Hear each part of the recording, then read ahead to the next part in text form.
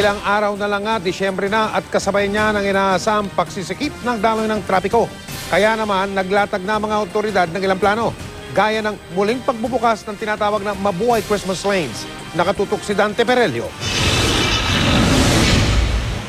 Tuwing panahon ng Kapaskuhan, ganito katinding traffic ang sakit sa ulo ng mga motorista. Malapagong ang usad ng trapiko. Mistulang extended ang rush hour mula umaga at kahit malalim na ang gabi. Kaya ang Metropolitan Manila Development Authority o MMDA, pinaplansya na ang Mabuhay Christmas Lane na mga alternatibong rutang dinaraanan tuwing magpapasko dahil sa inaasahang bulto ng mga sasakyan.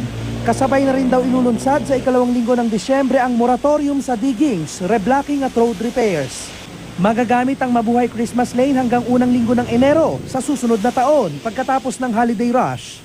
Yung ruta ng Christmas Lane hindi pa namin na ilalabas, pina-finalize pa kasi ginagawa rin yung mga ibang signages, so bigyan niyo pa kami ng hanggang next week pati yung pag-aabiso dun sa mga contractors ng DPWH na may moratorium na magkakaroon ng moratorium. Sa lungsod ng San Juan, mahigpit nang ipinatutupad ang Pedestrian Safety Ordinance. Lalo't ngayon pa lang daw, buhos na ang mga mamimili sa Green Hills Shopping Mall na nasa kanilang lugar. Kailangan mo talagang i-ensure lang natin ang safety ng mga pedestrians, ng shoppers, at sa ganun ay makikita naman ng lahat na ginagalang natin ang ating mga citizens sa ating bayan. Bukod sa mga inilagay nilang signages, nagpakalat na rin daw sila ng mga dagdag na traffic enforcers sa paligid ng shopping mall. Ang first offense po ay 1,000 pesos. Ang pangalawa hanggang sa mga susunod na offense ay 2,000 pesos. At pati ang pag-confiscate po ng mga lisensya ay kasama rin.